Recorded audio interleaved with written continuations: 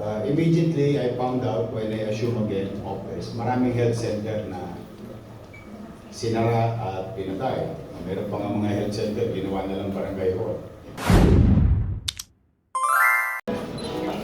Magandang umaga sa ating mga kapatid sa media. We are on live stream also. And we're very happy that we have the foremost mayor of the country, the city mayor of Manila. Palakpakan po natin ang ating city mayor.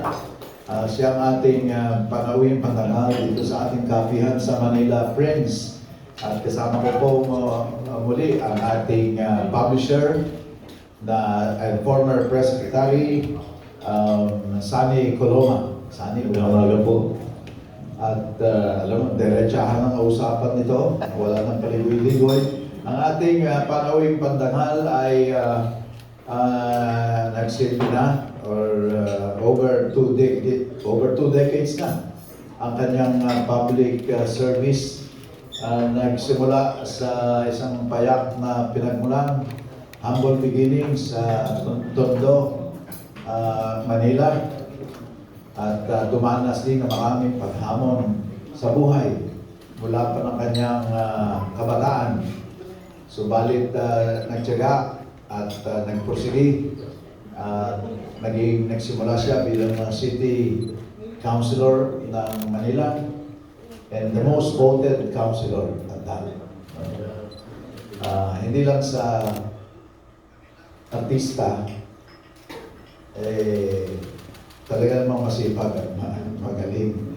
At mula doon ay naging vice mayor ng lungsod ng Maynila hanggang sa naging mayor.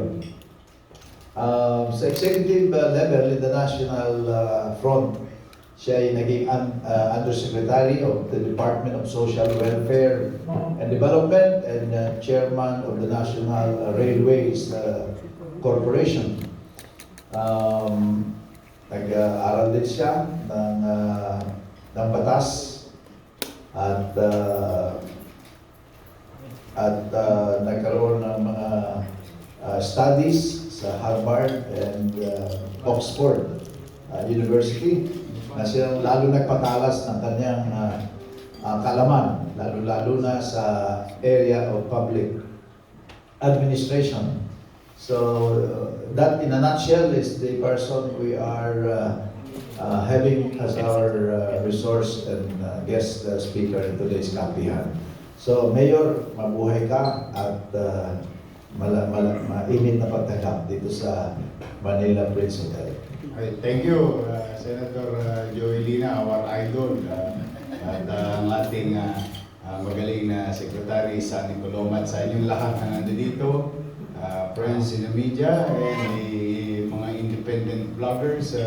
I'd like to make mention of our barangay chairman, Nathan Relion, used to be members of the Sangguniang Panglungsod, si Nathan. Sa inyo po lahat, magandang umaga. Thank you po, Senator. Simulan ko na ito, Sunny.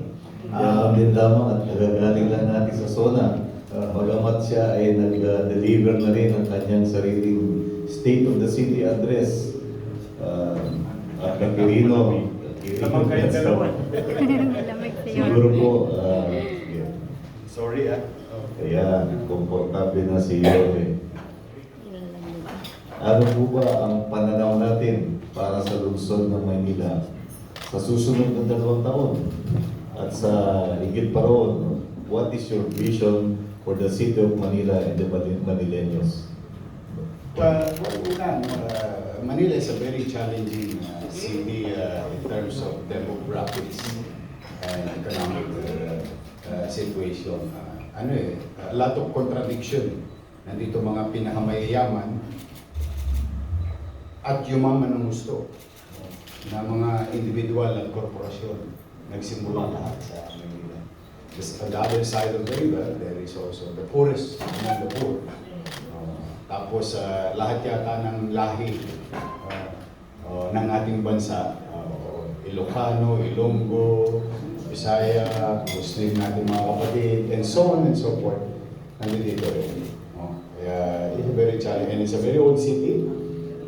455 na tayo. No? Kaya ang aming misyon ay itong lungsod na Kapitolyo ng bansa ay manatiling at maging maaliwalas. Bagamat kami lumang. At the very least that we can do is maging maaliwalas at panatag ang ating pamumuhay. At the same manner, side by side, we continue to develop, bring back those old days that the city of Manila bilang kabisera is the window of opportunity for everyone. With business, life learning, journey, dito lahat. Lahat naman yan ay nagsimula sa Manila. At patuloy na ang Manila in terms of education, sa private and public schools, continue to produce top-notch students. And businesses are growing. We are also the entry point of raw materials. And in fact, that's one of our greatest challenges with regard to transportation or use of roads because there's about 4,000 trucks will come in and out of the city daily, will pass by the western side of the city. So kaya talaga dapat yung minimum na may bibigay namin sa tao in the next generation is maging maliwalas at panatag ang pamumuhay sa puso. And we continue to deliver the MBN, my aspiration, my dreams, and my vision to our people, which is the minimum basic needs, and speaks of education, healthcare, housing, and jobs. Yan ang ating gagawin sa mga darating na linggo, buwan, taon, mid-term and long-term development of the city. Diyan tayo namumuhay. Familiar po kayo doon sa programa ng DSWD na 4Ps. Batid po namin meron din kayong nailatag na mga inisyatiba para din sa mga katumbas na mga 4Ps beneficiaries sa lungsod ng Maynila. Maaari po bang paliwanag natin ito sa ating mga kaibigan sa media? Well, when I was appointed by President Rodrigo Roa Duterte as USEC for DSWD, nakita ko yung social amelioration program ng DSWD being part of the organization. And I saw that siyempre yung iba mapapalad sapagkat nalilista sila. Ngunit sa laki ng bansa, siguro meron tayong nakukulangan ng kaunti.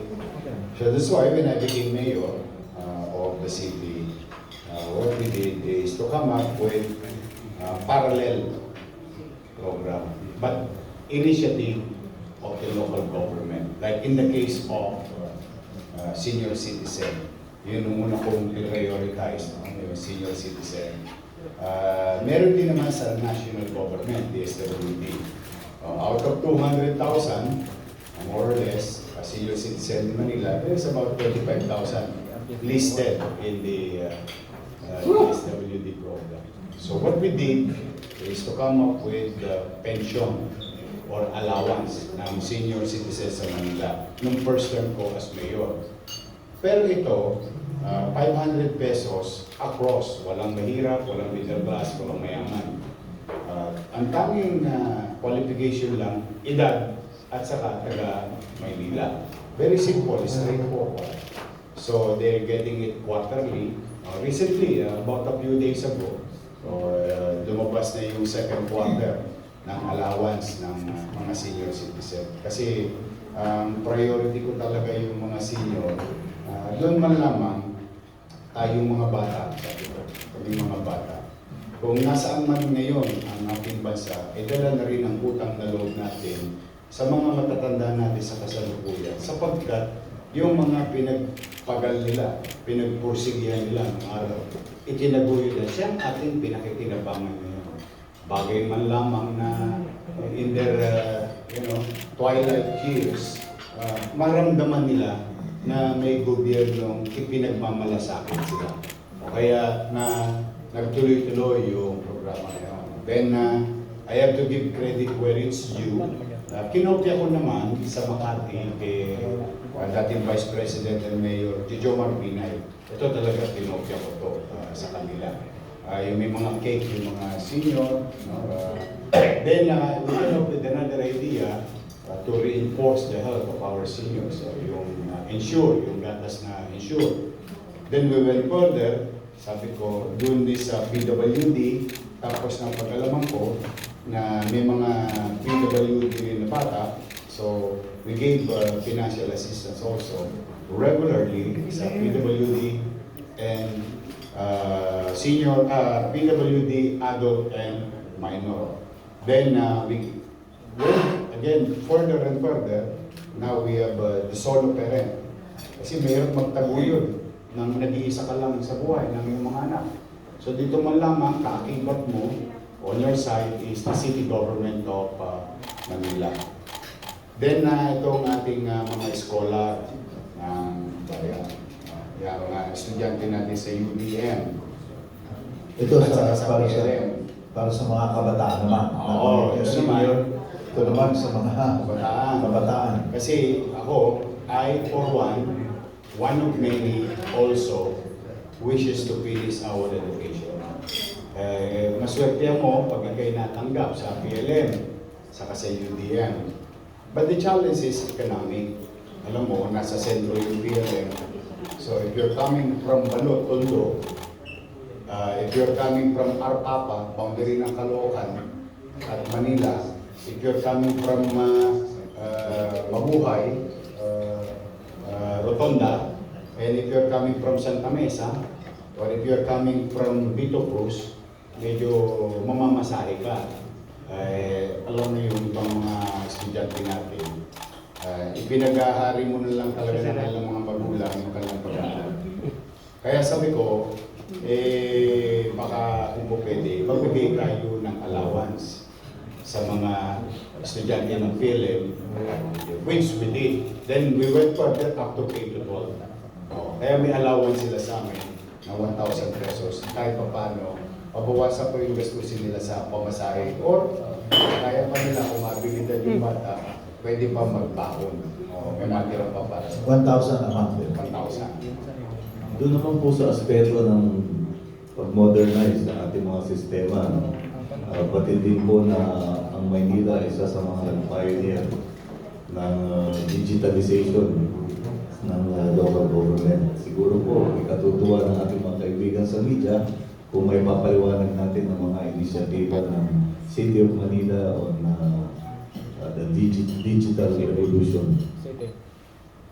Noong 2019, when I became mayor, may in-introduce ako based on the result nung pag-aaral ko. Pinalad ako makapag-aral sa Boston. And isa sa mga sinabi ng teacher ko doon sa klase namin, sabi niya, you cannot solve corruption. We were in awe, no? Pero yung pala may quit yun. Sabi niya, the only way for corruption to die is to limit human discretion in government transaction. That was 2012. So when I became mayor, applying the teaching of my professor, we came up with an idea of limiting human intervention or interaction in government transaction. We started with business. So that's why nabuhay yung Go Manila, where people can pay now online without meeting anybody in as much as we can. In fact, binoto yun ng ARTA. Nung nagsimula yung ARTA, tuwa-tuwa sila sa Business One-Stop Shop namin. At saka na-nominate yun sa buong mundo. Sa Bloomberg, and so on and so forth. Sumunod, nawala ako, saglit, pinatay, hindi masyadong ginamit yun. When I came back this time around, binuhay namin ulit. Now we went further. We are now going to, as we speak, digitizing, cleaning, double entries, mis-entry of our real property division or tax sa assessor's office. Tapos, we adapted to this new technology which is recently was given recognition in San Diego last week, yung ating ArcGIS. Yung ArcGIS is a system that we bought, subscribed, and utilized by the MDRRMO for disaster resiliency and preparation. And as you know, doon mismo sa Manila Hotel, pinalipad ko yung bago natin biling drone. Yung drone na ito is not an ordinary drone. This has AI capabilities and 3D mapping capabilities. Ibig sabihin, pag pinalipad natin yung drone, namamapa natin ng gusto, pati i-3D map yung lahat ng struktura sa Manila. And with that capabilities, we are now venturing into literally, technically, by millimeter, to map the cadastral situation, private and government and so on and so on, of the entire city of Manila. To make it efficient later on and not to, hindi na malito yung takumpayan. Kapag minsan nahanap nila yung kanilang mga dokumento or details ng kanilang property. And we will see now, in line with the zoning, kung nasusunod ba ng maayos yung zoning standards. So, these are the technologies that are being utilized. And after the cadastral data management that we're going to do in the coming weeks now, we're gonna go to business data banking. Then we're gonna do the healthcare data banking. So this is a big data system by ArcGIS. Multi-special o maraming mapa na kung saan yung mga susunod na magiging mayor ng Manila pagdating ng araw will now have datas available at the fingertips of any leader. Why is it very important? Siyempre, yung efficiency of expenditures, allotment of limited resources, prioritizing policy or programs of governance. Mas madali mong maimamarka. For example, let's just say, dahil may AI technology yung aming sistema, malalaman ko yung dating mataas ang heat index na kalye. Dahil nag-intervene kami ng open green space. So malalaman namin, nagkaroon ba ng epekto? Lumamig ba yung lugar? Umaliwalas ba? Gumana ba yung clean air in the area? Like Lawton and Roas Boulevard. So these are the things na makikita mo until today. Pati yung alam mo may sistema yun. I hope someday magamit natin. Kung talaga may pera lang, hindi tayo magsasawa, nakakapangarap na gagawin. Alam mo, there is also, under the same system that we bought and subscribe, kaya natin ma-predict kung magbabaha. Sa kwentada ng buhos ng tubig, yung volume, sa elevation ng lupa natin, at kung na-mapping natin ang lahat ng drainage, easily, in a matter of few minutes, ma-detect mo na itong lugar na to magbaba 2 hours na lang po. Kaya aalis mo na ang tao. Saving lives ba and property. And those are the futures of Manila later on. But for now, we are really investing through our human resources, because we already have the system, on data inputs. Data banking talaga. So that later on, may big data kami. Pag sinabi ko, let's just say, itong barangay ni Nathan, ito, barangay niya. Dito, maraming mayroong TV. Bakit nagkaroon ng TV? Ito, maraming senior na may pulmon. Dito, maraming may sipon. Dito, maraming may galis aso. Ito yung healthcare, data mapping. So, magagawa mo ng intervention. itong mga bagay na ito? Sa larangan ng kalusugan ng mga Manileño, ano ang mga programa na sinagawa na at isasagawa pa ang ating lungsod? One, immediately I found out when I assumed again office, maraming health center na sinara at pinatay. Meron pa nga mga health center, ginawa na lang barangay hall. It may have a good purpose, the reason behind, but you know, a growing population like Manila, or the country itself, and an aging one, and especially yung ating food habit, produces a lot of sickness. Kaya dapat baliktad. Imbis na magsara ka, maggawa ka ng bago to address the populations or the demand of time. So immediately, we reclaim all those health centers, and we've been developing health centers, or what you call the primary care, the front line of healthcare. The reason, one, access to immediate or outpatient care, lalo na sa mga senior, mga buntis, mga bata. Lahat yan, tenga, mata, ipin, and so on and so forth. Para naman na sa gano'n, madeklag ko rin yung foot traffic sa ating ospital, o itong mga ospital natin. Sa level pa lang ng community, may access na ang tao. So we've been building a lot of health center and developing and utilizing spaces